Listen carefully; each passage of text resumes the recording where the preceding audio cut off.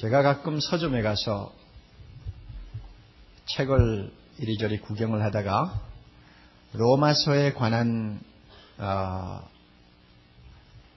주석이나 또 무슨 신학집이나 여러 가지 참고 서적들을 발견하게 되면 드문드문 빼봅니다. 빼보면서 저는 꼭 로마서 7장 13절 이하를 먼저 봅니다. 이 저자가 이 부분에 대해서 어떻게 해석을 하고 있나, 이게 참 관심사가 되어가지고 그 부분부터 먼저 살펴요. 그 이유가 어디 있는가 하면 로마서를 연구하는 분들이 7장 13절 이하의 내용을 어떻게 해석하느냐에 따라서 그 사람의 신학적인 배경이라든지 또 신앙의 성향이라든지 또 그 사람이 로마서를 보는 이 관점이라든지 이런 것을 제가 좀 파악을 할 수 있기 때문입니다. 사실 우리가 읽은 이 본문은 굉장히 어려운 본문입니다.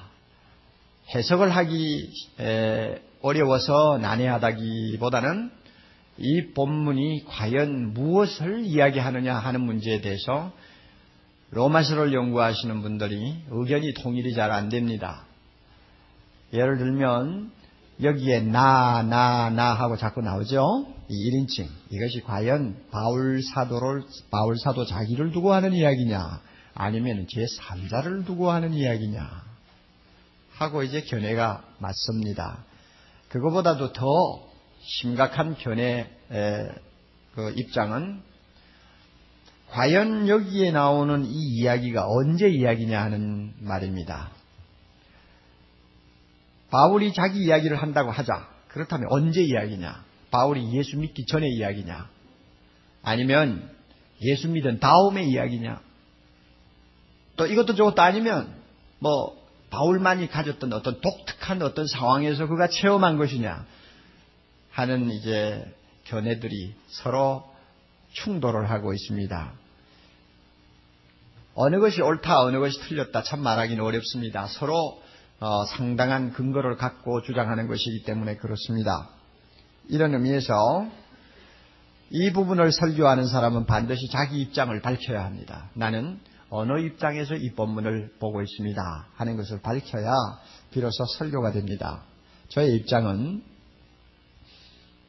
지난 한 15년 사이에 왔다 갔다 했습니다. 처음에는 이 본문을 놓고 이것은 예수 잘 믿는 사람에게 있을 수 있는, 바울과 같은 위대한 믿음의 사람에게 있을 수 있는 영적인 투쟁이요 갈등이다. 저는 그렇게 해석을 하고 전혀 이 부분에 대해서 어려움을 안 느꼈습니다.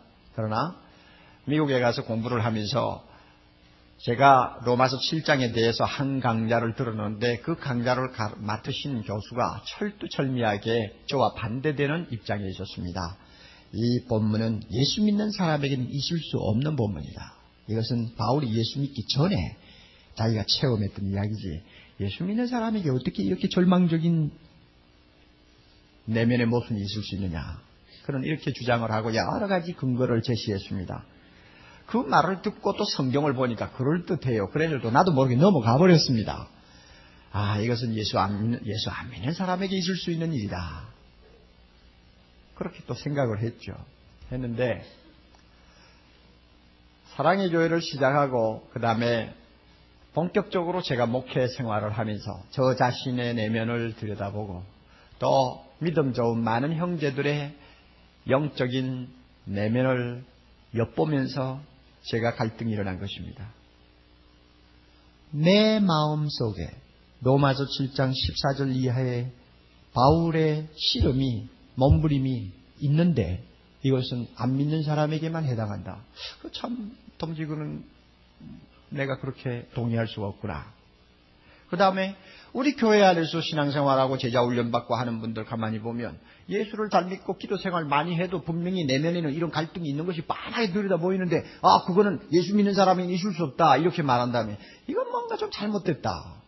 저는 그렇게 또 판단을 하게 됐습니다. 그래서 또 원점으로 돌아갔어요.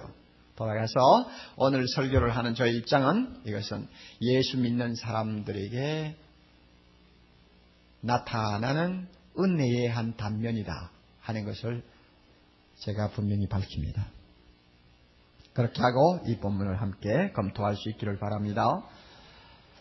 우리가 이미 9절에서 지난 시간에 말씀을 했습니다. 하나님의 자녀가 하나님의 율법이 얼마나 거룩한가에 대해서 눈을 뜨고 깨닫게 되면은 자기는 죽어버리고 죄는 살아난다고 했습니다. 그리고 죄가 살아난다는 사실에 대해서 13절에 좀 더 실감나게 표현을 하고 있습니다. 13절 끝부분에 보면 계명으로 말미암아 죄로 심히 죄되게 하려 함이니라. 율법 앞에서 은혜를 받은 사람은 율법의 거룩함을 발견할수록 자기 죄는 점점 더 커 보인다는 말입니다. 더 더러워 보인다는 말입니다. 더 검어 보인다는 말입니다. 이 말이 죄로 심히 죄되게 한다 하는 이야기입니다. 율법에 대해서 깨달음이 생겼을 때 나타나는 현상이 이렇게 내 죄만 그냥 눈앞에 잔뜩 보이는 이런 상황에서 끝난다면 참 이것은 괴로운 일이 될 것입니다. 그런데 그것만이 아닙니다. 더 좋은 은혜가 있어요. 오늘 본문에 나옵니다.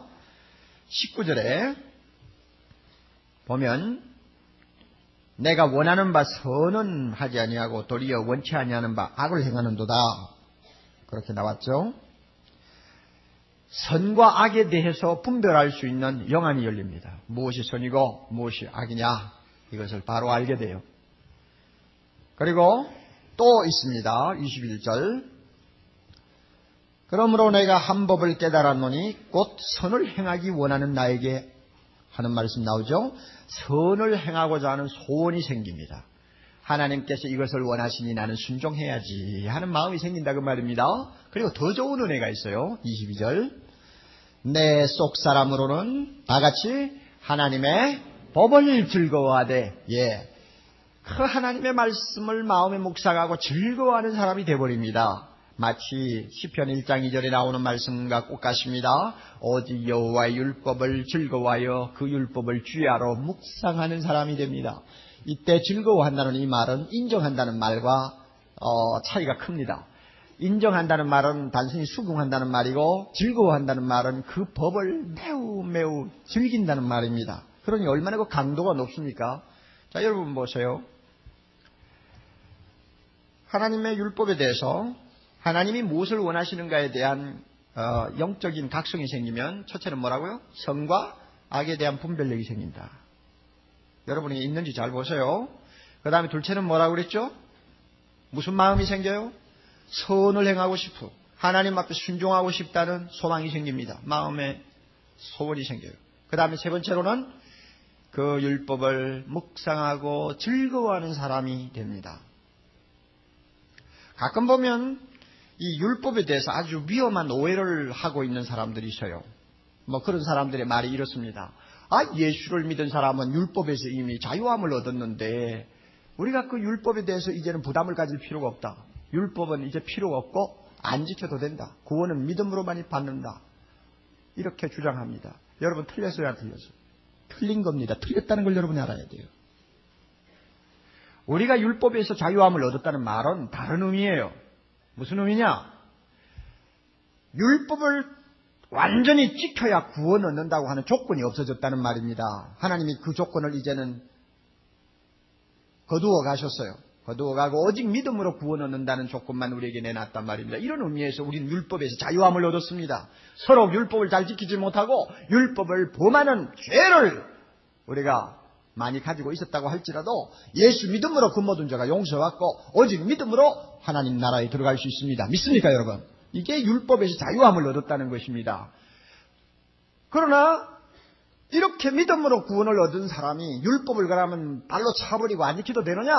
아닙니다. 율법은 우리가 항상 거룩한 하나님의 법으로 알고 지켜야 합니다. 만약에 율법 안 지켜도 된다 하면 예수님의 말씀에 그거는 정반대가 됩니다. 주님이 요한복음 14장 21절에 이렇게 말씀하셨어요. 나의 계명을 가지고 뭐 하는 자? 지키는 자라야. 이때 나의 계명은 복수입니다. 나의 계명들을 가지고 지키는 자라야 나를 사랑하는 자니. 그 다음에 나를 사랑하는 자는 내 아버지께 사랑을 받을 것이요 나도 그를 사랑하여 그에게 나를 나타내리라. 계명을 지키고 그 계명을 통해서 거룩한 삶을 살려고 하는 자가 예수님 사랑합니다 하는 말을 할 수 있다 그 말입니다. 그런데 율법 필요 없다. 그건 잘못됐다는 이야기입니다.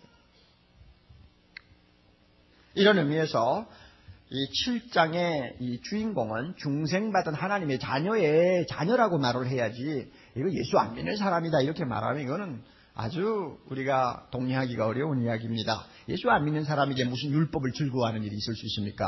그런 일이 있을 수가 없죠. 그런데 여러분 참 우리가 이 정도 율법을 즐거워하면서 참 거룩한 삶을 살았으면 좋겠는데 하나님의 율법에 대해서 이렇게 은혜를 받으면 받을수록 참 답답한 현상이 반대편에 또 일어납니다. 아주 괴로운 정말 고민스러운 문제가 우리 안에 있다는 것을 바울이 지금 이야기하고 있습니다. 그게 뭔지 압니까? 율법을 알면 알수록 선을 행하고 싶어 할수록 율법을 즐거워할수록 이율배반적인 모순이 내 안에 있다는 것을 보게 되는 것입니다. 바울의 예를 들어서 오늘 우리가 좀 검토하십시다. 세 가지 자기 모순을 발견할 수 있습니다. 첫째로 원하는 대로 행하지 못하는 모순입니다. 15절 나의 행하는 것을 내가 알지 못하노니 곧 원하는 이것이 뭘까요? 원하는 이것 하나님이 원하시는 선이죠. 원하는 이것은 행하지 아니하고 도리어 미워하는 그것을 함이라. 원하는 것은 안 하고 원하는 것을 행치 못하고 엉뚱한 짓만 자꾸 하는 자기 행동을 볼 때에 이것은 알다가도 모를 일이라 그 말입니다. 이게 정말 모순 아닙니까? 18절도 나옵니다. 내 속 곧 내 육신에 선한 것이 구하지 않은 줄을 내가 아노니. 자, 원함은 내게 있으나 선을 행하는 것은 없노라. 19절. 내가 원하는 바 선은 하지 아니하고 다같이 도리어 원치 아니하는 바 악은 행하는도다. 얼마나 답답한 일입니까? 이와 같은 이율배반의 모순이 내 속에 있다는 것을 바울이 들여다보는 것입니다. 우리에게도 마찬가지 아닐까요? 그 다음에 두 번째로 한 지붕 밑에서 도무지 살 수 없는 상반된 너무나 판이한 두 개의 욕구, 두 개의 성향, 두 개의 법, 두 개의 원리가 내 안에 있다는 것을 보는 모순입니다. 제가 이것을 자아라고 하지 않습니다. 두 개의 자아라고 말하기에는 좀 겁이 나요. 그러나 내 속에 서로 완전히 다른 흙과 백의 소원, 이것이 둘이 같이 있어요. 17절 이제는 이것을 행하는 자가 내가 아니요 다같이 내 속에 거하는 죄니라. 보세요. 내가 있죠. 그 다음에 내 속에 거하는 죄가 있죠. 예. 그리고 23절 봅니다. 21절. 그러므로 21절. 그러므로 내가 한 법을 깨달았노니 곧 선을 행하기 원하는 나에게 악이 함께 있는 것이로다. 기가 막힌 이야기죠. 여러분이 이 본문을 보면서 내 속이라고 하는 말, 이것은 좋은 점으로도 사용되고 나쁜 면에서도 사용됩니다. 즉 우리의 새 사람에도 적용되고 또 우리의 옛 사람에게도 그대로 사용됩니다. 양편으로 다 사용되는 용어입니다. 내 속. 그러나 이 말은 육신하고 통합니다. 18절에 나오는 육신하고 같은 말, 또 23절에 나오는 지체하고도 같은 말, 그 다음에 24절에 나오는 사망의 몸하고도 같은 말입니다. 육신, 지체, 사망의 몸, 이렇게 말을 서로 바꾸어 가면서 같은 의미로 사용하고 있다는 것을 여러분이 아셔야 됩니다. 그러니까 이것을 단적으로 말하면 내 몸에 죄가 쉽게 자리를 잡을 수 있는 연약성, 부패성이 있기 때문에 죄가 내 몸에 거한다 하는 이야기입니다. 그러니까 죄가 내 몸에 거하잖아요. 그러나 내 속 사람, 예수 믿고 중생받은 나의 새 사람에게는 죄가 없어요. 자, 이게 서로 이제 충돌하는 또 서로 긴장하는 관계를 갖게 됩니다. 우리 몸에 거하는 이 죄, 우리가 부패성을 갖고 있기 때문에 우리의 몸에 연약성이 있기 때문에 죄가 그 자리에 자리를 잡는데 이것을 놓고 어떤 성경학자는 재미있는 표현을 했어요. 몸은 죄의 작업장이다. 재미있는 말이죠. 죄가 일하는 공장이라는 말입니다. 이 몸에 이게 있어요. 죄의 작업장이 돼 있어요. 이거는 초대받은 손님, 월세를 내는 하숙자의 정도가 아닙니다. 무단 거주자입니다. 쫓아낼 수가 없어요. 내고 싶어도 나가라고 해도 나가지를 않아요. 예, 기가 막힌 이 죄의 근성이 우리 몸에 있다는 이야기입니다. 그래서 25절 한번 봅시다. 25절 끝부분. 그런즉 내 자신이 마음으로는 하나님의 법을, 육신으로는 죄의 법을 섬기노라. 여기에서 마음과 육신이라는 것이 서로 대칭이 되는 것을 여러분이 발견할 수 있습니다. 바울은 이 사실을 인정합니다. 자기가 사도요 아무리 훌륭한 선교사라고 할지라도 자기에게 중생받은 새 사람이라고 할 수 있는 마음이 있는가 하면은 중생받지 못한 육신이 있다. 예. 그래서 마음은 하나님의 원하시는 것을 행하기를 바라는 소망이 있지만 육신에는 여전히 죄가 원하는 대로 따라가는 어떤 원리가 작용하고 있다는 말입니다. 갈라디아 5장 17절에는 아주 분명하게 이 사실을 들어서 말씀합니다. 육체의 소욕은 성령을 거스리고 성령의 소욕은 육체를 거스리나니 이 둘이 서로 대적함으로 저희의 원하는 것을 하지 못하게 하려 합니다. 육체의 소욕이 있죠. 성령의 소욕이 있습니다. 서로 대적합니다. 갈등이요, 갈등. 자, 이런 모순이 우리 안에 있다는 것입니다.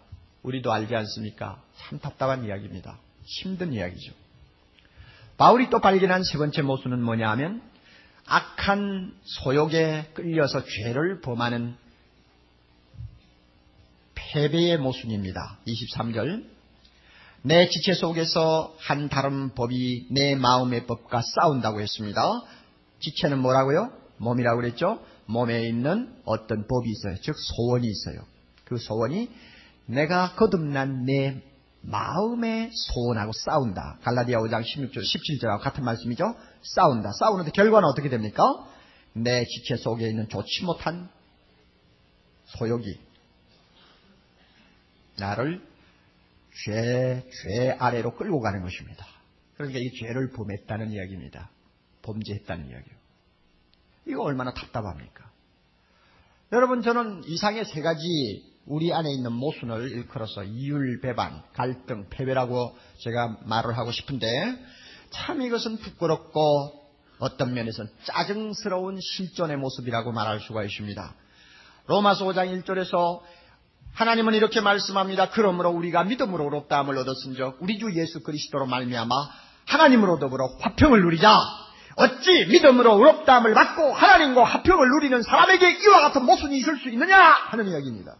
또 6장 6절에 우리가 알거니와 우리 옛사람 예수와 함께 십자가에 못 박힌 것은 죄의 몸이 멸하여 다시는 우리가 죄에게 종노릇하지 아니하려 함이니 어찌 예수와 함께 옛사람이 죽어서 더 이상 죄의 종이 될 수 없는 내 안에 이와 같은 모순이 있을 수 있느냐 그 말입니다. 7장 6절에 이제는 우리가 얽매였던 것에 대하여 죽었으므로 율법에서 벗어났느니 이러므로 우리가 영에 새로운 것으로 섬길 것이요 의문에 묵은 것으로 아니할지니라. 그렇습니다. 어찌 우리가 율법에서 벗어나서 성령의 사람이 되었는데 이런 나에게 답답한 이런 모순이 있을 수 있느냐 하는 이야기입니다. 이것이 바울이 안고 있는 고민이었고 또한 우리 모두가 스스로 잘 알고 있는 고민이요 고통이요 괴로움입니다. 바울은 이와 같은 자기 내면의 모순을 보고 너무 답답해가지고는 야 이건 뭐가 근본적으로 잘못됐나. 구원받기 전 하나님 예수 그리스도를 몰랐던 당시로 내가 다시 되돌아간 것 아니냐 하고 절망을 느끼는 장면이 나옵니다. 14절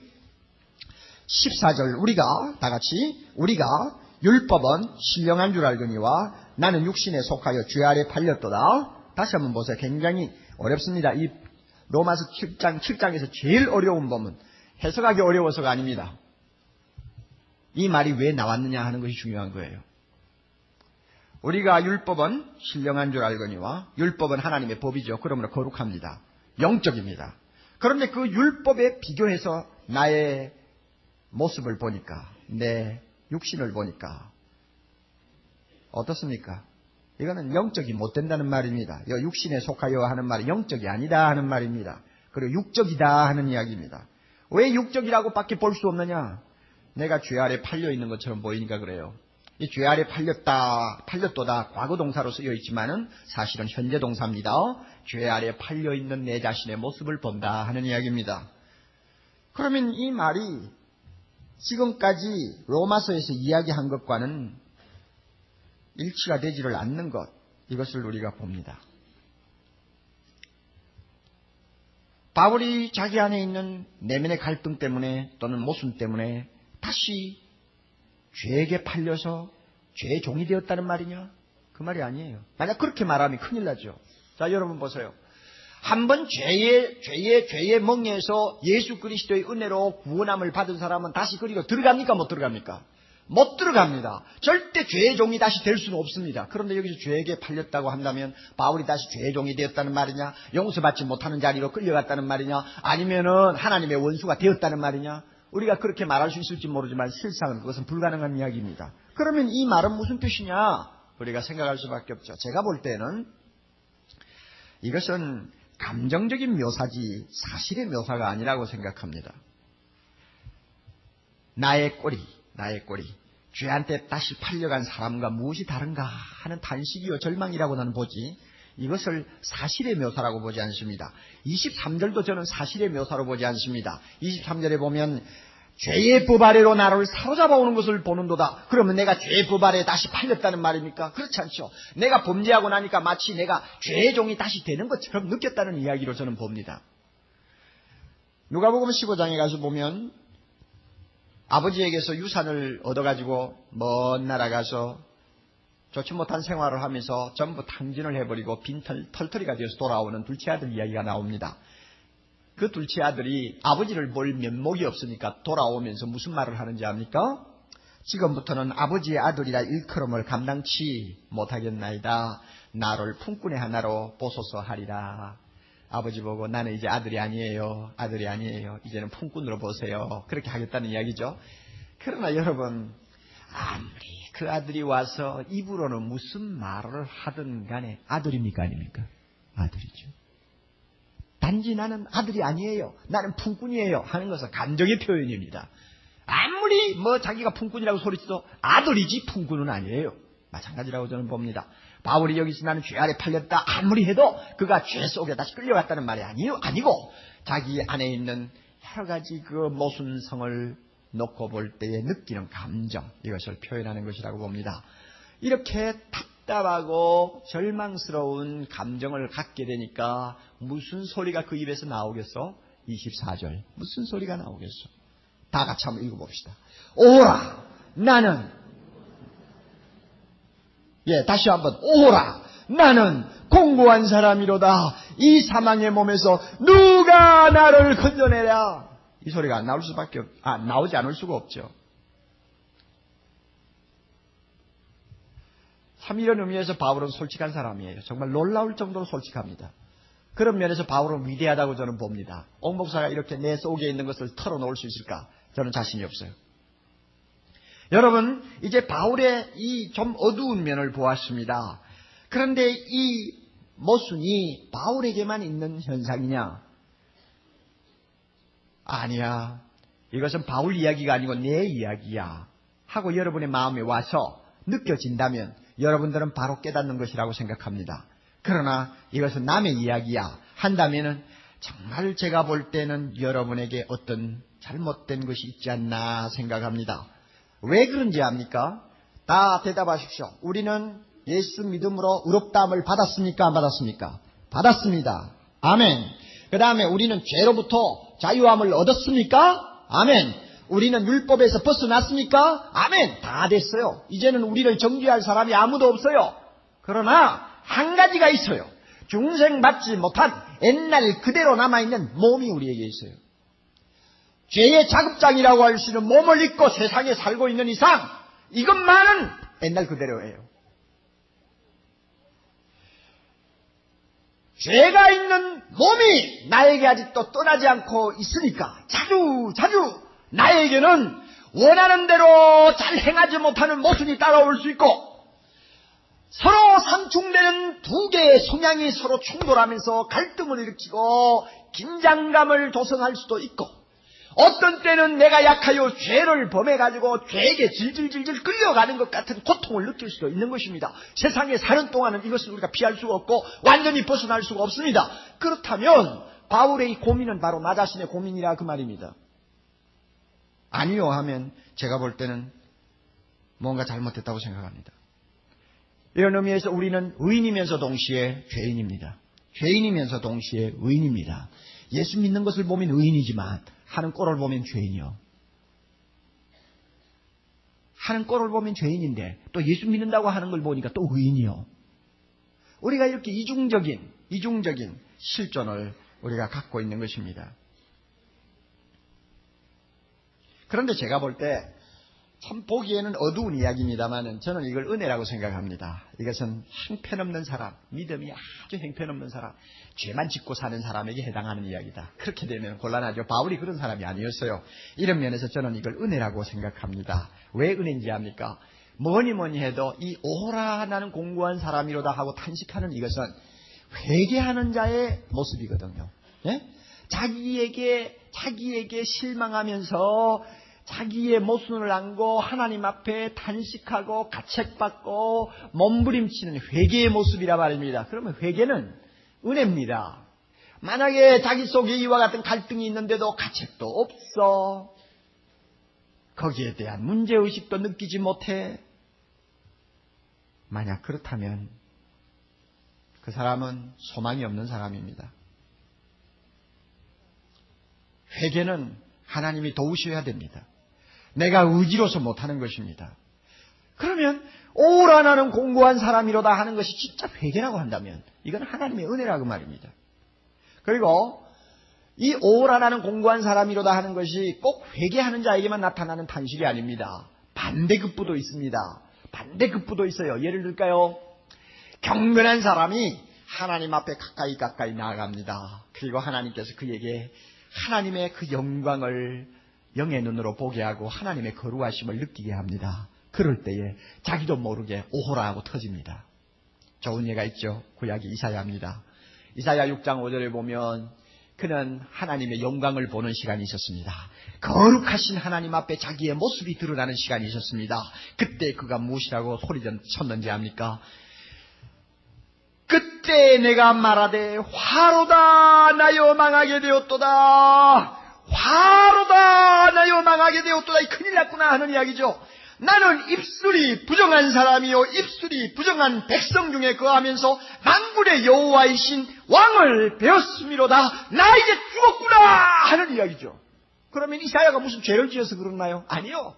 그렇게 경건한 선지자였지만은 하나님의 거룩한 모습을 발견하게 되었을 때에 자기도 모르게 오라 나는 공고한 사람이로다 하는 탄식이 터진 것입니다. 이런 거 보면 은혜 아닙니까? 영적으로 상당히 성숙한, 그리고 보통 사람이 따라갈 수 없는 수준의 어떤 단계에 이른 우리 선배들 보면 이 오라 나는 공고한 사람이로다 하는 이 탄식을 자주 하는 걸 봅니다. 박윤선 박사가 그 중에 한 분이었는데 그는 80평생 신구약 66권을 주석하면서 산 사람입니다. 신구약 성경 주석하고 그것 가지고 학생들 가르치면서 80평생을 산 사람이에요. 그러니 날마다 성경 보고 앉아있는데 무슨 죄를 범하겠어요? 예? 무슨 죄를 범하겠어요? 모르겠어요. 또 무슨 죄가 있는지 그건 잘 몰라요. 그러나 무슨 죄를 범하겠느냐고. 그런데 그분 말년에 가서 기도할 때나 설교할 때나 또 가끔 사적으로 앉아서 이야기를 들어보면 이런 말씀을 잘해요. 내 속에 선한 것이 하나도 없어. 인간이 이토록 악할 수가 있나. 썩고 냄새나는 무덤 같아. 그분이 왜 그런 말을 할까? 이거 오라 나는 공고한 사람이로다 하는 단식이거든요. 무슨 죄를 범해서 그러나 아니에요. 왜 그렇습니까? 하나님의 거룩하신 모습 앞에 자기 자신이 점점 가까이 가면서 자기를 볼 때 자연히 터지는 탄식이요. 참 어떤 면에서는 괴로운 하소연이라고 말할 수 있습니다. 이런 의미에서 이 오라 나는 공고한 사람이로다 이것이 꼭 죄지은 사람에게만 나타나는 현상이 아닙니다. 그래서 이것은 참 은혜의 한 단면이라고 말할 수 있습니다. 다시 말하면 신앙생활을 건강하게 하는데 필수 불가결한 은혜라는 말입니다. 이런 의미에서 우리가 7장을 무조건 건너뛰어서 8장으로 넘어갈 생각을 하면 안 됩니다. 7장을 또 갈로 속에다 집어넣어가지고 이것은 부수적인 본문이라고 보는 시각도 저는 동의하지 않습니다. 이 본문은 중요합니다. 여러분 왜 중요한지 압니까? 자, 참 놀라운 사실이 하나 있습니다. 24절 25절 좀 봅니다. 정말 놀라운 사실입니다. 바울이 지금 견디지 못해가지고 오라 나는 공고한 사람이로다 이 사망의 몸에서 누가 나를 건져내랴 하고 외칩니다. 그 다음에 25절 우리 주 예수 그리스도로 말미암아 하나님께 감사하리로다. 여러분 세상에 이런 일이 있을 수 있어요? 금방 나 죽겠다 하고는 금방 좋다 하는 사람 봤어요? 꼭 그거 같잖아요. 금방 눈물을 줄줄 흘리면서 울던 사람이 금방 활짝 웃으면서 할렐루야 하는 것과 똑같습니다. 24절 25절 보면은 중간에 접속사도 하나 안 들어가면서 넘어가요. 야, 어떻게 이렇게 급작스러운 전환이 가능할까? 이거 뭔가 좀 이상하다 하고 여러분 느끼지 않습니까? 그러나 여기에 참 심오한 진리가 숨어 있다고 저는 생각합니다. 오라 하고 외칩니까? 오라 하고 외치는 사람은 그 자리에 오래 있으면 안 됩니다. 회개하고 가책받고 고통하고 괴로워하는 것이 은혜입니다. 죄 지었을 때는 그렇게 해야 합니다. 그러나 거기에 오래 있으면 안 돼요. 왜? 눈물 가지고 구원받는 건 아니니까. 구원의 조건이 단식이 아니니까. 구원의 조건은 예수 그리스도 아닙니까? 예수 그리스도. 그러므로 오라 나는 공고한 사람이로다 하는 사람이라도 금방 그 자리에서 즉시 예수 그리스도를 바라보는 자리로 돌아서야 됩니다. 돌아서야 돼요. 옛날에는 말이죠. 오라 나는 공고한 사람이로다 하는 자리에서 오래 머물수록 은혜 받았다고 생각했습니다. 그래서 예배 시간에 나오면 전부 여지옵소서 손 들고 날마다 손 들고 온대 날마다. 자 이게 은혜라고 생각했다고요. 에? 성령이여 강림하소서 애통하고 회개한 마음 주옵소서 날마다 울어. 우는 그게 은혜인 줄 알아서 너무 오래 그 자리에 있어. 너무 오래. 그걸 은혜로 생각했어요. 그러나 이건 잘못된 겁니다. 거기는 너무 오래 있으면 안 돼요. 잘못한 줄 알았습니까? 주여 잘못했습니다. 무엇이가 잘못했습니까? 죄 지었습니까? 눈물 흘리고 회개해. 그리고는 즉시 어디로 돌아가야 합니까? 예수 그리스도한테 달려가야 돼요. 그러니까 오라 하다가 즉시 감사합니다 하는 자리로 돌아가야 된다 그 말입니다. 오래 있으면 안 돼요. 아멘. 예, 그게 신앙이지 날마다 울고 앉는 게 신앙인가? 그리고 또 하나 중요한 문제가 있어요. 오라 나는 공고한 사람이로다 하는 은혜가 없는 사람에게는 감사하리로다가 절대 올 수가 없다는 이야기입니다. 이런 의미에서 오라 나는 공고한 사람이로다 하는 자기의 고통 가책 이것은 건전한 성도라면 반드시 있어야 할 은혜입니다. 이 은혜가 있는 자리에 감사하리로다 하는 찬양의 은혜가 따라오는 것입니다. 용서의 은혜가 따라오는 것입니다. 하나님의 긍휼과 자비를 누리는 자리로 우리는 올라갈 수가 있는 것입니다. 이걸 알아야 됩니다. 그런데 제가 볼 때 오늘날 우리 한국교회 형편이 참 또 한국교회 성도들의 형편이 너무나 잘못되어 있지 않나 하고 괴로워합니다. 우리 선배들은 우리보다 죄를 덜 지었는데도 오라 탄식하는 소리를 자주 질렀는데 그들보다 더 많은 죄를 범하는 우리는 오라 하는 탄식이 들리지를 않아요. 오늘날 현대교회는 50년 전 3.1절 때의 우리 한국교회에 비해서는 형편없이 부패했는데도 3.1절 당시에 우리 한국교회는 오라 탄식하는 소리가 진동할 때가 많았지만 오늘날 한국교회에 오라 탄식하는 소리가 들리지 않습니다. 이상하게 할렐루야 아멘하고 소리치는 사람들만 그득그득합니다. 그러면 회개하지 않는 사람들의 할렐루야 아멘이 성령의 찬송이냐? 저는 그렇지 않다고 봅니다.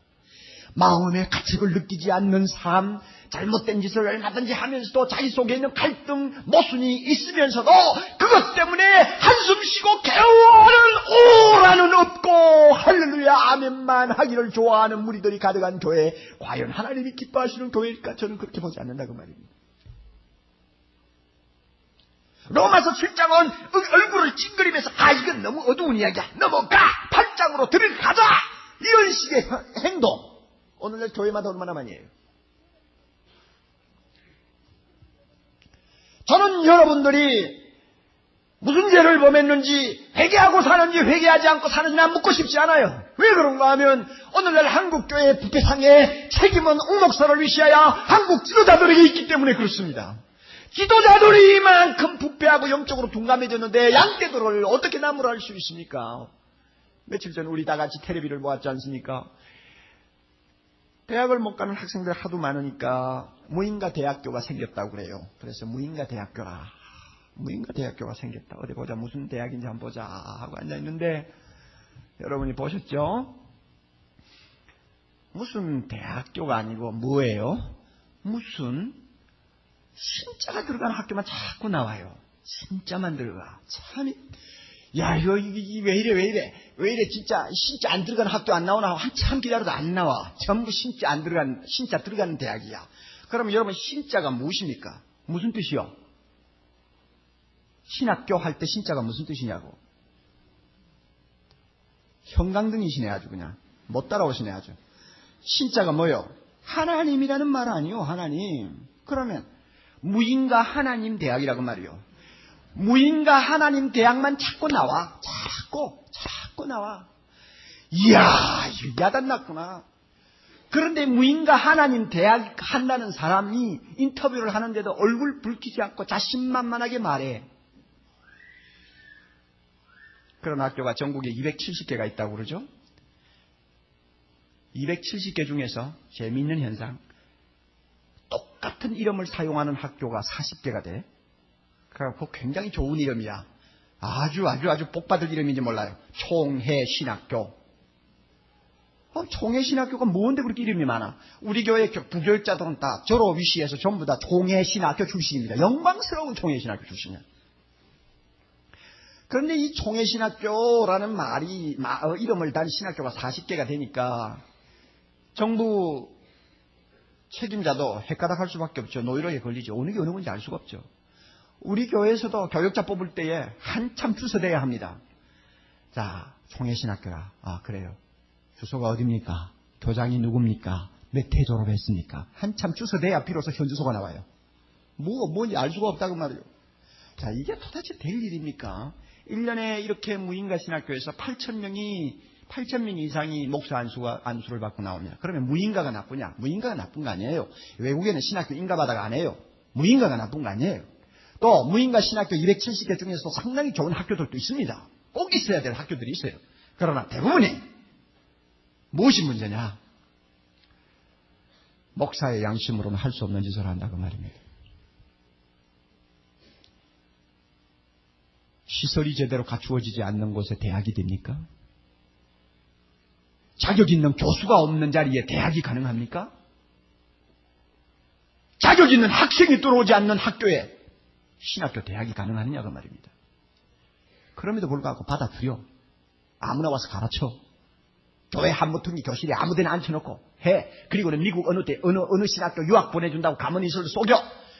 나중에는 가짜 박사까지 주어. 여러분 한번 생각해 보세요. 이것이 어떻게 오늘날 할 수 있는 일이냐고 말입니다. 예수 안 믿는 교육자라도 양심 있는 사람이면 할 수 없는 일을 교회 지도자 하는 사람이 떳떳하게 하고 있는 오늘날 이 현실을 한번 보라고요. 내가 그분들 나무라고 싶잖아. 내 탓이요, 내 잘못이죠.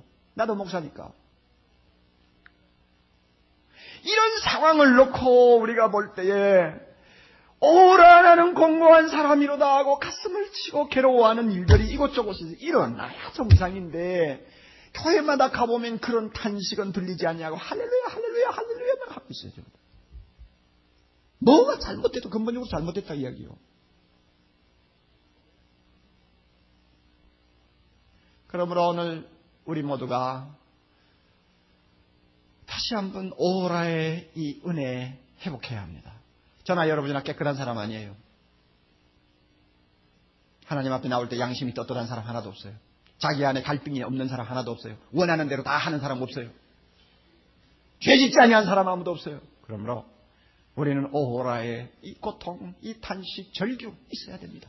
그럴 때 어디로 갈 수 있다고 했습니까? 우리 주 예수 그리스도로 말미암아 하나님 아버지께 감사하리로다 하는 은혜의 자리로 우리가 올라갈 수 있는 것입니다. 두 가지가 다 있어야 돼요. 오라의 은혜도 있어야 되고 감사합니다 하는 은혜도 있어야 된다 그 말입니다. 죄 지은 사람이 고통하다가 예수 그리스도 볼 때마다 얼마나 좋은지 몰라요. 저의 경험입니다. 죄를 지어 갈등하죠. 내 가슴 속에 뭔가 모순이 그냥 눈앞에 드러날 때마다 역겹고 죽고 싶죠. 그럴 때 자기를 자꾸 쳐다보면 나중에 정말 죽습니다. 그럴 때 누구를 봅니까? 예수 그리스도. 얼마나 좋으신 분인지 그분을 안 볼 수가 없죠. 저나 여러분이나 그렇지 않습니까? 우리는 예수를 보아야 합니다. 우리의 상한 마음을 싸매시고 눈물을 씻겨주시며 위로하실 분이 예수 외에 누가 있습니까? 우리의 약함과 허물을 용서하시고 하나님 앞에 떳떳하게 나갈 수 있도록 문을 열어주시는 분이 예수님 외에 누가 있습니까? 우리가 아무리 모순투성이여 죄를 자주 범한다고 해도 하나님한테 버림받지 않도록 하시는 분이 예수님 외에 누가 있습니까? 우리로 하여금 다시 성령의 사람 만들어서 다시는 죄에게 쓰러지지 않도록 힘을 주시는 분이 예수님 외에 누가 있느냐 그 말입니다. 누가 있어요? 누가 있어요? 예수님밖에 없습니다. 예수님밖에 없습니다. 아멘. 예수님밖에 없습니다. 그러니까 좋은 거예요. 그러니까 좋아요. 얼마 전에 뉴키즈가 왔다 갔지 않습니까? 뉴키즈. 우리 할머니 뉴키즈가 뭔지 알아요? 뉴키즈. 네? 뉴키즈가 왔다 가는데 많은 사람들이 그 광적으로 떠들고 발광하는 중고등부 여학생들을 보고 미친년들 하고 막 욕을 했어요. 나는 딸이 없으니까 그 속이 끼지를 않아서 나는 마음이 안 상했지만 딸 가진 사람들이 마음이 아팠겠죠. 미친년들 할 때는 그 마음이 아프죠. 그런데 참 재밌는 이야기를 들었어요. 믿음 좋은 어느 아주머니가 저에게 그래요. 나는 그 애들 보고 욕하지 않았어요. 왜냐하면 그 애들은 사탄의 음악에 미쳐가지고 마음이 홀랑 빼앗긴 애들이니까 그렇게 발광하고 좋아할 수 있겠죠. 당연하지 않겠어요? 나는 예수님에게 미친 사람인데 만약에 그 자리에 우리 예수님이 와서 서 계신다면 나는 어떤 모습이 될까? 정말 발광할 거예요. 너무 좋아가지고. 아마 벌벌 뛰고 그 애들하고 상대가 안 될 거예요. 그걸 아마 텔레비에 방영을 했더라면 모든 사람이 날 보고 뭐라고 할까요? 그 말을 듣고 나니까 진짜 또 일리가 있는 이야기야. 맞았어. 예수님이 오셨다면 내가 그 정도겠나? 춤잘 추러 내가 가만히 있겠어? 여러분 안 그러겠어요? 정말로 주님이 와서 계신다면, 주님이 재림하신다면 우리가 그 여학생하고 상대가 되겠어요? 하는 거하고 상대가 되겠느냐고. 너무 좋아가지고. 너무 좋아가 옷 벗어가지고 던지고 막 좋아요. 그 정도로 미친 짓을 하려고 해도 옷도 없지요. 그때는 새 몸을 입고 나가니까. 그렇지만 얼마나 좋아하겠느냐 그 말이요. 우리 예수님에게 감사리로다 하고 찬송하는 이 은혜. 그럴 수밖에 없어요. 오라 나는 괴로운 사람이다 하고 고통하는 사람일수록 예수 그리스도 바라볼 때마다 너무너무 좋아서 춤을 춥니다. 그분밖에 소망이 없으니까, 위로가 없으니까. 할렐루야. 자, 제가 고통할 때마다 주님 바라봅니다. 주님 바라볼 때마다 좋아서 부르는 찬송이 있어요. 82장. 참 좋은 찬송이죠. 나의 기쁨, 나의 소망 되시는 82장. 이 찬송 우리가 조용히 한번 불러보세요. 여러분에게 오라 나는 공고한 사람이로다 하는 고통이 있습니까? 고통이 있는 사람일수록 이 찬송 부르면서 주님을 바라볼 때에 그 주님 얼마나 감사한지요, 얼마나 좋은지요, 얼마나 사랑스러운지요. 나의 진정 사모하는 예수여, 음성조차도 반갑고 나의 생명과 나의 참 소망은 오직 주 예수뿐일세. 우리가 이렇게 고백할 수 있습니다. 여러분에게 이와 같은 은혜가 있어야 됩니다.